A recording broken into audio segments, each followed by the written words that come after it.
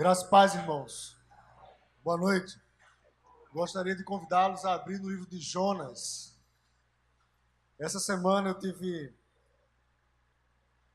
uma experiência incrível com esse livro. Fui extremamente impactado pela mensagem dele.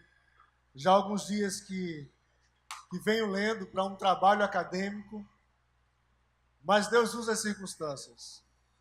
E eu gostaria de conversar com você nessa noite sobre essa caminhada que o nosso irmão estava cantando aqui. Curiosamente, ele cantou aquilo que eu gostaria de falar. E todas as vezes que nós não ouvimos a Deus, ou nós não nos ajustamos a Ele, nós entramos nas profundezas. E essa é a experiência de Jonas. Jonas, capítulo 1, diz assim: Veio a palavra do Senhor a Jonas, filho de Amitai, dizendo: Dispõe-te, vai à grande cidade de Nínive e clama contra ela, porque a sua malícia subiu até mim. Jonas se dispôs, mas para fugir da presença do Senhor, para Tarsis. E tendo descido a Jope, achou um navio que ia para Tarsis. Pagou, pois, a sua passagem e embarcou nele, para ir com eles para Tarsis, para longe da presença do Senhor. Versículo 4. Mas o Senhor lançou sobre o mar um forte vento e fez-se no mar uma grande tempestade, e o navio estava a ponto de se despedaçar. Então os marinheiros, cheios de medo, clamavam cada um ao seu Deus e lançavam ao mar a carga que estava no navio para aliviarem do peso dela. Jonas, porém, havia descido ao porão e se deitado, e dormia profundamente. Chegou-se a ele o mestre do navio e lhe disse: O que é que se passa com você? Agarrado no sono, levante-se, invoca o teu Deus. Talvez assim esse Deus se lembre de nós, para que não pereçamos. E diziam uns aos outros: Vinde, lancemos sorte para que saibamos por causa de quem nos sobreveio este mal. E lançaram sortes, e a sorte caiu sobre Jonas. Então lhe disseram: Declara-nos agora por causa de quem nos sobreveio este mal. Que ocupação é a tua? De onde vens? Qual a sua terra? E de que povo és tu? E Jonas respondeu: Eu sou hebreu e temo ao Senhor, o Deus do céu, que fez o mar e fez a terra. Então os homens ficaram possuídos de grande temor e lhe disseram: O que é que isso que você nos fez? Pois sabiam os homens que ele fugia da presença do Senhor, porque ele o havia declarado. Disseram-lhe: Que te faremos para que o mar se nos acalme? Porque o mar ia se tornando cada vez mais tempestuoso. Respondeu Jonas àqueles homens: Tomai-me e lançai-me ao mar, e o mar se aquietará. Porque eu sei que por minha causa vos sobreveio este mal, esta grande tempestade. Entretanto, os homens remavam, esforçando-se para alcançar a terra, mas não podiam, porque o mar ia se tornando cada vez mais tempestuoso contra eles.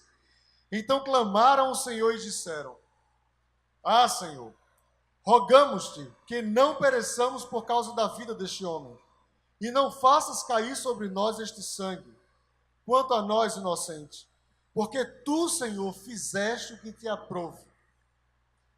E levantaram a Jonas e o lançaram ao mar. E cessou o mar da sua fúria. Temeram, pois, esses homens em extremo ao Senhor e ofereceram sacrifícios ao Senhor e fizeram votos. Separou o Senhor um grande peixe para que tragasse a Jonas. Esteve Jonas 3 dias e 3 noites no ventre do peixe. Vamos orar? Pai, nós queremos mais uma vez, Senhor, te agradecer por esse dia.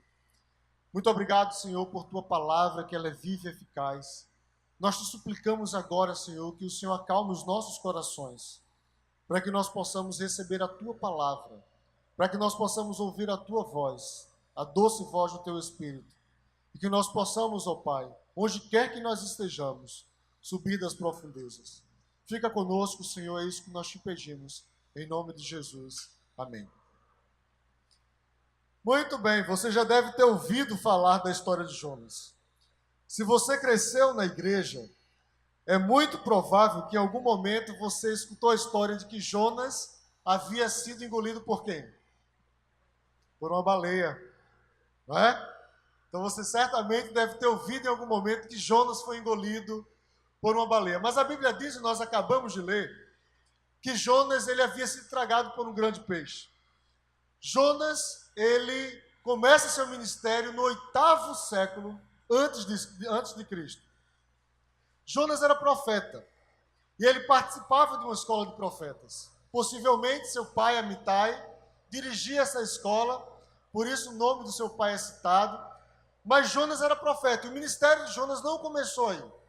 O ministério de Jonas não começou para que ele pudesse ser chamado para Nínive. Se você conferir lá em 2 Reis, capítulo 14, a partir do versículo 23, você vai perceber que diz assim: no 15º ano de Amazias, filho de Joás, rei de Judá, começou a reinar em Samaria Jeroboão, filho de Jeoás, rei de Israel, e reinou 41 anos. Fez o que era mal perante o Senhor. Jamais se apartou de nenhum dos pecados de Jeroboão, filho de Nebate, que fez pecar a Israel. Restabeleceu ele os limites de Israel, desde a entrada de Amate até o mar da planície, segundo a palavra do Senhor, Deus de Israel, a qual falara por intermédio do seu servo Jonas, filho de Amitai, o profeta, o qual era de Gat-Efen, ou Gat-Efen. Então, antes de Deus chamar Jonas, Deus havia dado um ministério para Jonas. Deus havia chamado Jonas para que pudesse anunciar a restauração de um território de Israel. Israel passava por um momento difícil, havia passado por um momento difícil. O reino havia se dividido há muito tempo. E outros povos, muito mais poderosos do que Israel, estavam ali circulando, estavam dominando territórios. E Jonas, então, é chamado para profetizar que o rei de Israel iria resgatar alguma parte daquele território. Deus teve misericórdia daquele povo. Nós acabamos de ler dizendo que o rei havia pecado demais. O rei havia dispensado a palavra do Senhor. Havia se distanciado de Deus. E quando os reis, os governantes se distanciam de Deus, o povo paga. Quando a gente não considera os princípios de Deus, aqueles que estão ao nosso redor, eles sofrem. Aqueles que estão sob a nossa liderança, eles sofrem. Então, mas Deus teve misericórdia do povo e anuncia através de Jonas algo bom para aquele povo, que parte do território iria ser restaurado. E assim acontece. E os anos vão se passando e Deus mais uma vez fala com Jonas. Deus mais uma vez conversa com Jonas. Agora dessa vez dá uma ordem para ele. Dá uma palavra para ele. E diz: Jonas, você vai sair daqui da sua casa e você vai lá para Nínive. E você vai pregar ao povo de Nínive. Porque a maldade dos ninivitas subiu até mim. Então, esta é a sua missão. É essa a ordem que eu tenho que dar para você. Jonas faz exatamente o contrário. Jonas desce da casa dele, desce mais um pouco, vai para a cidade de Jope, que era no litoral, compra uma passagem para Tarsis. Então imagine você, Deus dizendo assim para você: olha, eu quero que você vá pregar em Paulista. E aí você pega seu carro ou compra uma passagem e vai para Alagoas. Você vai passar por Paulista? Não vai passar por Paulista. Os irmãos que moram em Paulista sabem que você não vai passar por Paulista. Mas é exatamente isso que Jonas faz. Jonas pega uma passagem e vai exatamente para o lado oposto daquilo que Deus havia dito para ele ir. E diz o texto, irmãos, que Jonas fez isso porque ele queria fugir da presença do Senhor. Porque ele achava que poderia fugir da presença do Senhor. Interessante isso. Porque o texto começa dizendo que Jonas é profeta. Que Jonas conhecia Deus. Jonas havia feito seminário. Jonas estava no seminário. Seu ministério era profético. Ele certamente ouviu falar que Deus era onipresente, que Deus era onisciente, que Deus conhece todas as coisas, que Deus está em todos os lugares. Mas por que Jonas fugiu da presença do Senhor? Porque Jonas vai exatamente para o lado contrário daquele que Deus pediu e disse para que ele pudesse ir, para que ele fosse. Mas Jonas não se contém, paga a sua passagem, entra no barco e descansa. Diz o texto que uma tempestade começa a se levantar. E não é qualquer tempestade. É uma tempestade cujo barco vai começando a se despedaçar. Então imagine você, não sei se você já teve a experiência de andar de barco e você já se distanciou bastante da terra. Chega um momento em que você não enxerga mais nada. Mas aqueles homens eram experientes. Aqueles homens eram marinheiros. Eles conheciam as tempestades. E isso é interessante, uma contradição no livro de Jonas. Porque aqueles homens conheciam o mar. Aqueles homens conheciam as tempestades.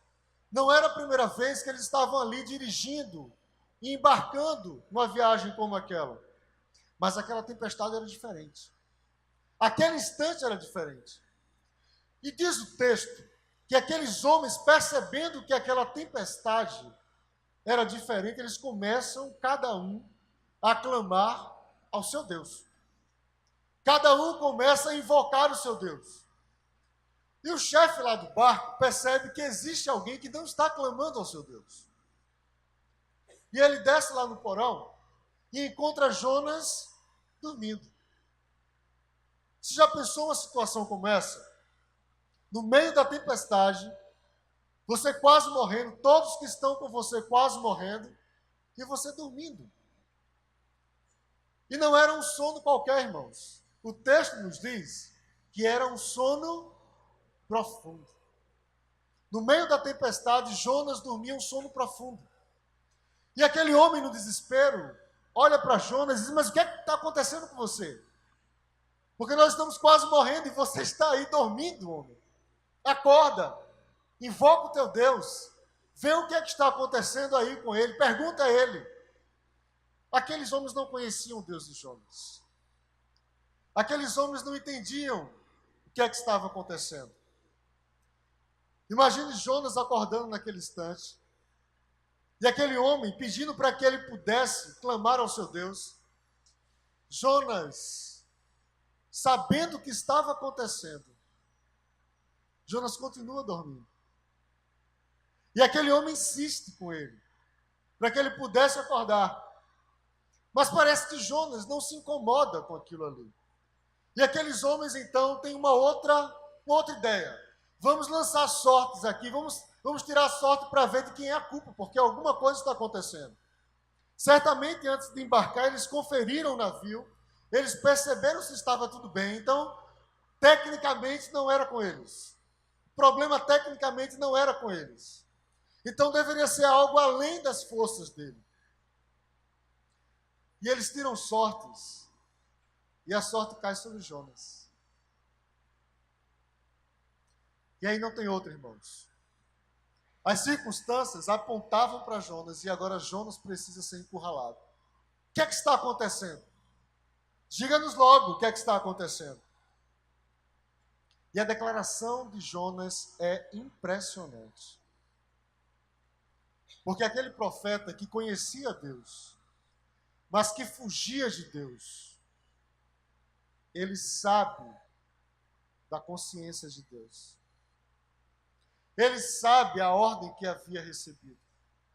Ele sabe porque tudo aquilo estava acontecendo. A declaração de Jonas é de arrepiar. Porque ele diz assim: então ele lhes respondeu: eu sou hebreu, eu temo ao Senhor, o Deus do céu, que fez os céus e fez a terra. naquele momento, ele sabia o que estava acontecendo. E é nesse instante, irmãos, que a história de Jonas, que o drama de Jonas, ele começa a se tocar com o nosso. Ele começa a se aproximar da gente. E aí a gente vai começando a perceber que a história de Jonas é uma imagem da nossa história. Que a história de Jonas é algo que fala das nossas vidas, do nosso cotidiano. Quando eu era criança, eu aprendi, como disse para os irmãos, que Jonas havia sido engolido por um peixe. Mas era uma baleia. E a gente vai crescendo e a gente vai percebendo que não era uma baleia. Mas essa história de Jonas não é a história de Jonas. O personagem principal no livro de Jonas não é Jonas. O personagem principal no livro de Jonas é Deus. Se você observar aí o texto, o livro de Jonas, você vai perceber que o livro começa com a palavra de Deus. Deus se aproximando de Jonas. E termina com Deus falando com Jonas. O personagem principal não é Jonas, é Deus. Sabe por que isso, irmãos? Porque Deus não desiste da gente. Porque Deus não desiste de ninguém. Efésios capítulo 2, versículo 10, diz que Deus nos criou. Deus criou todos nós para boas obras. Quando Deus nos fez, quando Deus fez cada um de nós, Deus tinha um propósito. Deus tem um propósito naquilo que Ele faz. Deus tem um propósito para cada criatura. Deus tem um propósito para as nossas vidas. Ninguém nasce por acaso. O Salmo 139 diz que antes que nós fôssemos formados, o Senhor já nos conhecia. O Senhor já conhecia os nossos dias. O Senhor já conhecia os dias maus que passaríamos. O Senhor já conhecia as alegrias que nós teríamos. O Senhor nos conhecia. Nós não nascemos por acaso. O Senhor tem um propósito em cada vida. A história do Senhor. E o Salmo 139 nos diz que o Senhor está no controle de tudo. Quando nós olhamos para a nossa vida, talvez alguma coisa esteja fora do lugar. Talvez alguma coisa ainda não se encaixa com a vontade de Deus. Mas o Senhor nos conhece. O Senhor sabe os percalços pelos quais nós passamos. E aí está. A primeira lição que nós aprendemos no livro de Jonas, irmãos, é que Deus fala. O Senhor fala. E o Senhor continua falando hoje. O Senhor continua falando às pessoas hoje. E talvez a nossa questão seja: por que tantas pessoas não ouvem a Deus? Por que tantas pessoas não consideram a Deus? Bem, talvez porque seja que muitas delas sejam preocupadas com suas prioridades. Se você observar como é que é a sua agenda, certamente você vai perceber que existe muita coisa que você faz que é para o seu bem-estar. Que é porque você acha e investe naquilo que você acha importante. Esse tem sido um dos grandes males da nossa sociedade hoje. A nossa prioridade não é ouvir a voz de Deus. E Deus fala com as pessoas. Deus fala aos corações. Deus toca as pessoas. Deus dá ordem às pessoas. Deus fala de sua vontade para as pessoas. Deus está falando nesse mundo. Deus fala através de pessoas.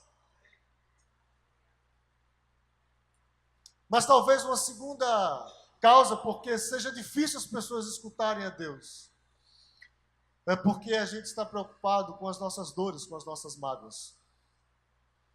É difícil a gente ouvir um pai quando a gente não teve um pai. É difícil a gente parar para imaginar Deus como alguém que nos coloca no colo quando ninguém nos colocou no colo. Como é difícil para alguém parar para ouvir alguém que se chama de pai e quer se relacionar conosco como pai e filho, quando nós não tivemos alguém que se relacionou conosco como pai e filho. E aí começa o nosso drama, irmãos, porque a gente começa a viver a vida a partir das nossas decepções. Existe um livro muito interessante que o título é provocativo. O título diz assim: Decepcionado com Deus. Existe muita gente que não quer ouvir a Deus, não é porque não crê em Deus, é porque está decepcionado com Deus.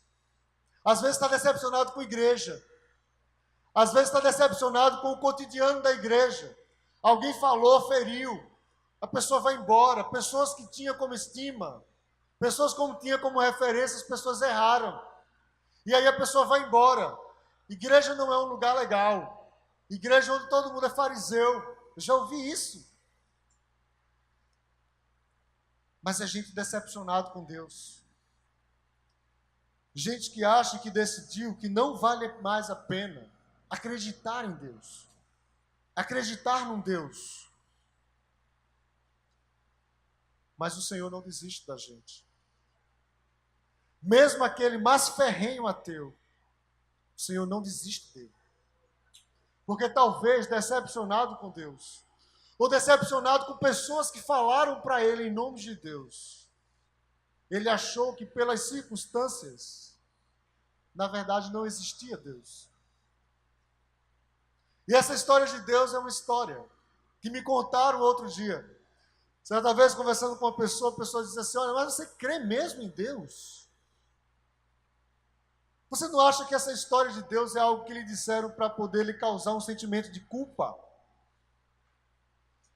E assim, se sentindo culpado, você fica preso da religião? E é uma pergunta difícil. Sabe por quê? Porque existe muita gente que se relaciona com Deus por culpa. Por medo de Deus. Por medo que Deus possa repreendê-lo. Por medo que Deus possa lançar todas as maldições sobre ele. E eu disse para aquela pessoa assim: eu não sei se você já esteve em uma situação em que você olhava para um lado e para outro, e você não via como sair dela. Eu não sei se você já esteve em alguma situação em que você tentou de tudo, que você apelou para tudo e para todos, mas que todas as suas estratégias falharam. E que naquele momento eu clamei a Deus. E alguma coisa que estava fora do meu controle aconteceu. E aí eu disse para aquela pessoa o seguinte: se Deus não estivesse presente na minha vida, eu teria descido às profundezas. O capítulo 2 de Jonas, nós não vamos ler aqui agora, mas você vai ler em casa, e o 3 e o 4, diz que Jonas passou 3 dias e 3 noites dentro daquele grande peixe. Imagine aquela situação onde você percebe que não há mais jeito, não há mais solução, e que parece que você não dá mais conta do recado. Existe muita gente no ventre de um peixe, porque decidiu não mais ouvir a Deus. Porque acha que a sua estratégia de vida é a melhor estratégia de vida que ele pode ter. E aí sabe o que acontece? Todas as vezes que nós não ouvimos a Deus, e nós não nos ajustamos a Ele, nós descemos às profundezas. Faça um retrospecto agora da sua história. Perceba aqueles momentos em que você percebeu e que não adiantava você andar com Deus, que era melhor você decidir a sua vida. E essa tem sido a marca da nossa geração. Cada vez mais as pessoas têm procurado não considerar a voz de Deus. Então nós estamos na era do prazer. As pessoas buscam seus prazeres. O que importa é eu me sentir bem. O que importa é eu me sentir bem. Se você não está preocupado com isso, o problema é seu. Mas nós também estamos na era das ideias. Às vezes uma boa ideia faz a gente não escutar a voz de Deus. E isso tem sido tão disseminado em nossos tempos, Porque muitos acham que estão ouvindo a voz de Deus, mas estão ouvindo vozes de homens. E a gente percebe as pessoas cada vez mais se afundando, entrando no ventre do grande peixe, morrendo. Mas Deus fala, irmãos. Deus continua falando ao nosso tempo. Deus continua falando às pessoas. E quando Deus fala, sabe o que é que acontece? Deus dá um sentido. Deus diz para a gente por que a gente está aqui. Se você observar, aí no capítulo 1, a partir do versículo 4, diz que o vento forte começou a se agitar sobre aquele navio. E as coisas iam de mal a pior. E diz que naquele alvoroço todo, Jonas dormia. Mas aqueles homens foram incomodar Jonas do seu sono. E aqueles homens, no momento que fazem Jonas se acordar, uma declaração importante sai da boca de Jonas. Eu vou parafrasear a declaração de Jonas. Jonas diz mais ou menos assim: eu sei o que é que está acontecendo aqui conosco. A culpa não é de vocês. A culpa é minha. Porque eu estou fugindo do Deus que fez os céus e a terra. Sabe o que é que estava na cabeça de todo bom judeu? É que Deus era Deus de Israel. Era que Deus era o único Deus de Israel. Mas que Israel era o único povo de Deus.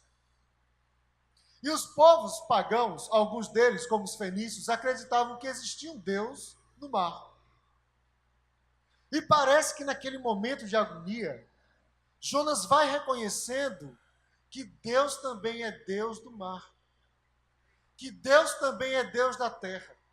Que Deus também governa sobre todas as coisas.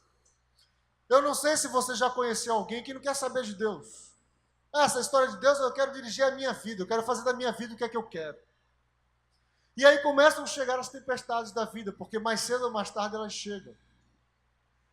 E aí lá para as tantas, essa pessoa diz assim: ai, se Deus quiser, vai ficar tudo bem. As circunstâncias, irmãos, nos fazem enxergar Deus. E Deus é um Pai tão amoroso, que sabe o que é que Ele faz? Às vezes Ele usa as circunstâncias para que a gente possa enxergá-lo. Para que a gente possa perceber que Ele está perto. Para que a gente possa notar e sentir que Ele está dominando a coisa. Que Ele está no controle da situação. Porque enquanto tudo está muito bem, enquanto a nossa vida está regalada, a nossa tendência é não nos preocuparmos com Deus. É não nos preocuparmos com a voz de Deus. É não nos preocuparmos com aquilo que Deus diz que nós somos. Eu não sei se você já soube, mas com essa loucura toda que nós estamos vivendo, que cada um pode ser o que quiser, existe uma mulher americana, quer dizer, existia uma mulher americana, que ela decidiu ser homem. E aí fez lá todo o procedimento que precisava ser feito para que ela pudesse ser um homem. E aí, depois que se tornou homem, não bastasse isso, ela começou a modificar o seu corpo para que pudesse viver como um tigre. Um tigre. E ela começou a fazer plásticas, alterações do corpo, e ela começou a modificar totalmente o corpo para que ela pudesse ser vista pelas pessoas como tigre. E chegou um ponto que não tinha mais para onde ir. Chegou um ponto que não tinha como se transformar. Chegou um ponto que não tinha mais o que fazer. O que é que essa pessoa estava buscando? Quando eu leio o livro de Jonas, eu percebo que essa pessoa estava buscando aquilo que todos nós buscamos. Nós buscamos o sentido para as nossas vidas. E o sentido das nossas vidas está naquilo que o Senhor fala aos nossos corações. E nós jamais nos aquietaremos enquanto o nosso coração não se alinhar aquilo que Deus fala no nosso coração. Então você pode viver de uma forma batendo aqui, batendo ali, e jamais você vai se alinhar na vida. Jonas estava assim. Jonas comprou uma passagem para ir para Tarsis. E Deus disse, vá para Nínive. Quantas vezes nós fugimos daquilo que o Senhor tem falado aos nossos corações? Quando o Senhor fala, irmãos, o Senhor nos confronta. E talvez seja esse o nosso grande problema, não de Deus, mas o nosso. Porque quando o Senhor fala, o Senhor manda a gente se ajustar a Ele. Quando o Senhor fala, o Senhor está nos dizendo em que estado nós estamos. É por isso que muita gente não quer ouvir Deus. Porque sabe que no momento em que abre a sua palavra, vai ser confrontado. Olha, esse estilo de vida que você está vivendo, isso não agrada a Deus. Olha, a forma como você está reagindo, não é assim que Deus quer. Olha, a forma que você está amando, não é a forma que Deus está dizendo para amar. Olha, a forma que você está negociando, não é a forma que Deus espera que você negocie. E aí sabe o que a gente faz? A gente acha melhor deixar Deus de lado. Não é assim que uma criança faz? E os pais se irritam quando os pais estão dando uma ordem, estão falando com aquele adolescente, com aquela criança, e o adolescente, vira as costas e sai. E aí os pais fazem o quê? Vocês sabem, eu não preciso dizer. Volte aqui. E parece que Deus nos ama tanto, e a palavra dele diz que ele nos ama, que ele não desiste da gente. Porque se você ler o capítulo 3 e 4 de Jonas, você vai perceber que Jonas voltou para Nínive. Jonas foi lá pregar em Nínive. Todas as vezes que nós não ouvimos a Deus e nós não nos alinhamos à sua vontade, a nossa tendência é nós irmos para as profundezas. Irmãos, isso é muito sério. Porque talvez você tenha vivido uma vida que está indo para outro lugar. Está indo para Tarsis. E Deus mandando você ir para Nínive. Sabe por que Deus mandou Jonas ir para Nínive? O texto começa dizendo que a maldade de Nínive estava tão intensa que aquela maldade estava subindo até Deus. E Deus teve misericórdia daquele povo. E disse, eu preciso de alguém para ir lá e falar para aquele povo. E sabe quem é Jonas? É você. E Jonas, bem, os ninivitas não eram uma turma legal. No andar da carruagem da história, aquele povo vai se formar no grande povo assírio. Era um povo que não simplesmente ganhava todas as batalhas, mas eles trucidavam os inimigos. Mas não era esse o problema de Jonas. Jonas não tinha medo dos assírios. Talvez numa primeira leitura a gente possa achar que esse fosse o problema de Jonas. Mas o problema de Jonas é que ele sabia, irmãos, o Deus que havia dado a ordem para ele. Se você ler lá no começo do capítulo 4, você vai perceber uma declaração extraordinária de Jonas. Eu sei, Senhor, antes de sair da minha casa, que o Senhor é um Deus misericordioso, compassivo, que o Senhor vai fazer aquele povo se arrepender. Então Jonas está virado, era porque Deus iria fazer a vontade dele. E quantas vezes nós não nos alinhamos a Deus, porque nós achamos que podemos dar conta de algo que nós não podemos.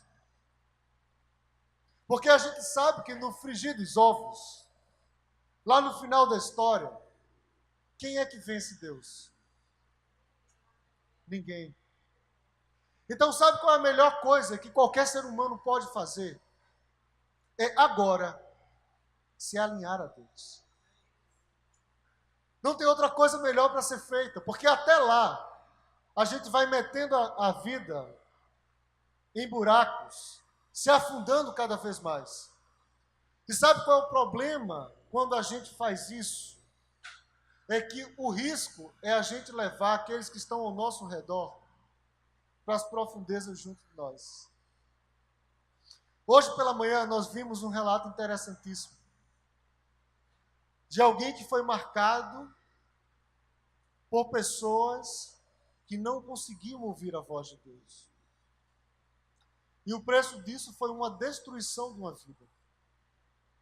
Uma vida que estava disposta a destruir outras vidas. E assim é a gente. Enquanto a gente não se alinha à vontade de Deus, para qualquer ser humano, a gente se destrói e destrói quem está do nosso lado. Perceba como é que você ama sem Deus. Perceba como é que é a sua vontade sem Deus. Perceba como é que você se relaciona sem Deus. Jesus Cristo citou Jonas. Se você abrir sua Bíblia lá em Mateus, capítulo 12, a partir do versículo 38, você vai ver um momento extraordinário do ministério de Jesus. Porque perguntaram assim para Jesus, todo mundo quer ver milagre, não é verdade? A gente clama por milagres. Quem não quer um milagre na sua casa? E em certo momento do ministério de Jesus, perguntaram assim a Jesus, mostra aí um milagre, faz um milagre aí. Mostra uma coisa aí, faz alguma coisa que mostre que o Senhor é Filho de Deus mesmo. Que o Senhor é poderoso. E aí lá em Mateus capítulo 12, versículo 38, Jesus vai responder. Então alguns escribas e fariseus replicaram, mestre, queremos ver da tua parte algum sinal. Ele, porém, respondeu, uma geração má e adúltera pede um sinal, mas nenhum sinal lhe será dado, senão do profeta Jonas. Porque assim como esteve Jonas 3 dias e 3 noites no ventre do grande peixe, assim o Filho do Homem estará 3 dias e 3 noites no coração da terra. Ninivitas se levantarão no juízo com esta geração e a condenarão, porque se arrependeram com a pregação de Jonas. E eis aqui está quem é maior do que Jonas. Jesus Cristo localiza Jonas no tempo e no espaço. Isso quer dizer que se disseram para você que Jonas é apenas uma historinha, que essa historinha do grande peixe era apenas uma historinha, Jesus Cristo cita. Jesus Cristo confirma a história de Jonas. Mas o que é surpreendente quando Jesus Cristo cita a história de Jonas é o que Jesus Cristo diz a respeito dele. Porque as pessoas estavam pedindo um milagre. As pessoas estavam pedindo um sinal. E Jesus Cristo diz assim, só um sinal será dado a vocês. Da mesma forma que Jonas, eu estarei 3 dias e 3 noites lá no sepulcro. Mas no terceiro dia, eu voltarei. E aí sabe o que é que acontece, irmãos? Jesus Cristo se torna aquele servo com quem Deus pôde contar. Se Jonas foi aquela pessoa desobediente a Deus, Jesus Cristo foi plenamente obediente a Deus. E sabe por que Jesus Cristo voltou? Para que nós pudéssemos hoje viver de tal forma que a nossa vida tivesse sentido. Hoje pela manhã, ouvindo Marcelão, ele disse assim, mas quando eu me encontrei com Jesus, a minha história mudou. É isso que acontece. Jonas anunciava aquilo que Cristo iria fazer. E o que é que Cristo iria fazer? Cristo viria e Cristo morreria por nós, para que aquele estilo de vida que nós achamos que é o melhor para nós, para que aquela forma de vida que nós vivíamos, para que aquela prisão de não saber perdoar, para que aquela mágoa, para que aquela escolha que nós havíamos dito, não, esse é meu estilo de vida, é por aqui que eu caminho, para que Ele nos pudesse livrar disso, para que Ele pudesse entrar na nossa história e mudar radicalmente, para que todas as nossas histórias, para que todos os nossos dias, para que todas as nossas ideias pudessem ser repensadas, revividas, transformadas, salvas por causa do sacrifício dele. Jesus Cristo veio fazer aquilo que Jonas não conseguiu fazer. Se você ler o texto de Jonas, capítulo 3 e 4, você vai ver que Jonas obedientemente foi lá em Nínive, pregou em Nínive. Sabe o que aconteceu? Os ninivitas se arrependeram. Mas Jonas saiu da cidade irritado, porque Deus fez aquilo que ele iria fazer. Porque Deus amou os ninivitas. E ele sentou fora da cidade, esperando vir um juízo sobre os ninivitas. E não veio. E aí Jonas começa a conversar com Deus. Mas cadê? E Deus começa a falar de novo ao coração de Jonas.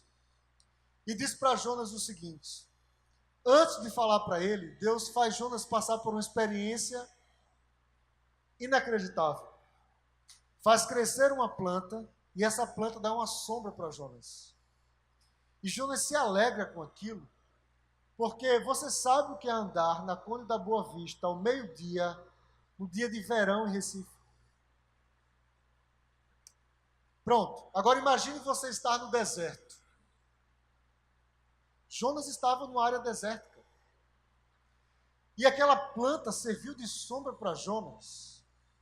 Sabe a gente, quando alguém faz um mal para a gente, e que você diz assim, não, mas a vingança vem do Senhor, mas se você pudesse dar um jeito para que ela viesse mais rápido, logo, não é? Você adiantaria a ação do Senhor. E aí, os dias vão se passando e aquela pessoa vai passando por uma situação não muito agradável. E aí você abre a sua janela, coloca a sua cadeira de balanço, olha para a casa da pessoa e diz assim, é agora. A vingança do Senhor virá agora. Foi isso que Jonas fez. Mas o Senhor que sonda os nossos corações, o Senhor que conhece as nossas vidas, o Senhor que sabe as nossas intenções e sabe por onde nós temos caminhado quando ninguém está junto da gente. O Senhor fez aquela planta secar. E aí Jonas apareceu. Jonas ficou profundamente irritado. E Deus diz assim, meu filho, deu trabalho para você fazer nascer essa planta? Não foi nem você que fez. Se você se irritou porque essa planta nasceu e morreu, eu não vou ter misericórdia de pessoas que estão dentro daquela cidade e que não sabem discernir nem mão esquerda da mão direita. A história termina com Deus. Jesus Cristo veio para que ele pudesse dizer o seguinte para a gente com seu sacrifício: a sua história não é a última palavra. Eu estou com você. Eu quero transformar a sua vida. Eu quero fazer você se alinhar aos meus projetos.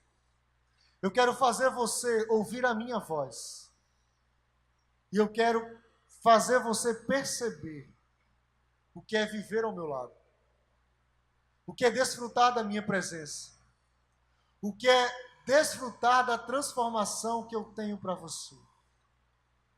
E aí aquilo que Jonas não conseguiu fazer, Jesus Cristo veio fazer. Jesus Cristo nos livra, não desse mundão, mas Jesus Cristo nos livra de nós mesmos.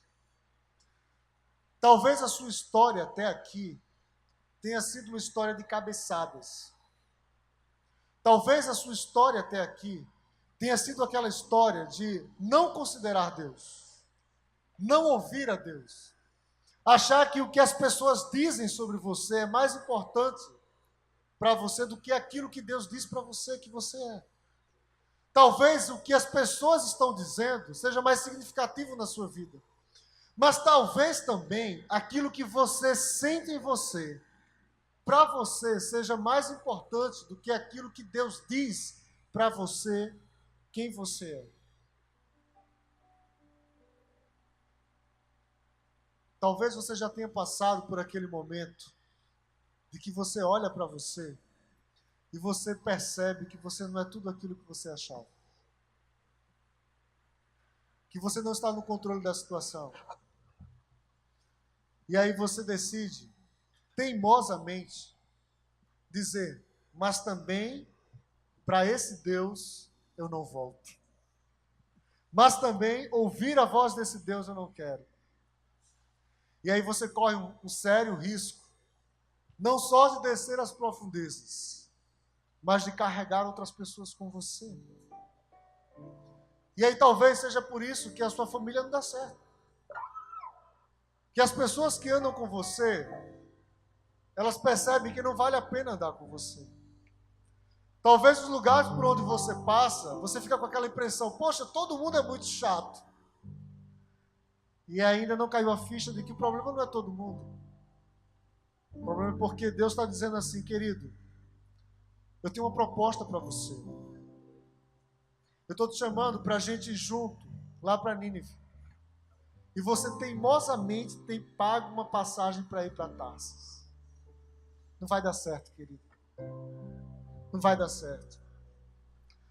Tantas vezes eu tentei dizer para mim mesmo que eu estava no controle. Tentei fazer isso, fazer aquilo. Caminhar para ali, caminhar para acolá. Tantas vezes eu peguei uma passagem para Tarsis. E não deu certo. Mas o lindo dessa história é que o Senhor não desiste da gente. Isso quer dizer que Jesus Cristo veio para que a palavra dele sobre a sua vida, sobre a sua história, sobre a sua casa, sobre a sua família, a palavra dele seja a última. E enquanto ele não der a última palavra, irmãos, amigo, você pode estar dentro do ventre do peixe, mas vai chegar uma hora que ele vai dar oportunidade para você sair. E eu queria dizer algo para você. Essa oportunidade é hoje. Jesus Cristo veio para que a gente pudesse ter um norte para a vida, para que a gente pudesse ter vida abundante. Ele disse isso. Eu sou o caminho, a verdade e a vida. E olha só, você acha que é bom estar com Deus? Deve ser um negócio sublime, maravilhoso. Sabe quando a chave encontra a fechadura? É quando a nossa vida realmente encontra um sentido pleno. E aí sabe o que é que acontece? Ele diz assim, você quer chegar nesse lugar? Você quer chegar aí? Eu sou o caminho. Eu sou o caminho, a verdade e a vida. Interessante porque Jonas estava perdendo a vida. Jesus Cristo dá a vida. Jesus Cristo é capaz de fazer a gente ressurgir das maiores profundezas. Quantos nós poderíamos escutar nessa noite? Estavam perdidos. Gente que para quem não tinha mais solução. Gente que a sociedade olhava e dizia assim, não, esse aí joga fora. É bandido. E bandido bom é bandido morto. Diziam assim. Mas Jesus Cristo é capaz, e só Ele é capaz, de nos ouvir no ventre lá do peixe. Naquele lugar onde ninguém vê. Mas que a dor, a mágoa, o medo, o desespero nos alcançam. Nos rodeiam. E tomam conta da nossa vida. Jesus Cristo não está morto. Ele está conosco. Ele está aqui. E é por isso que nós estamos aqui.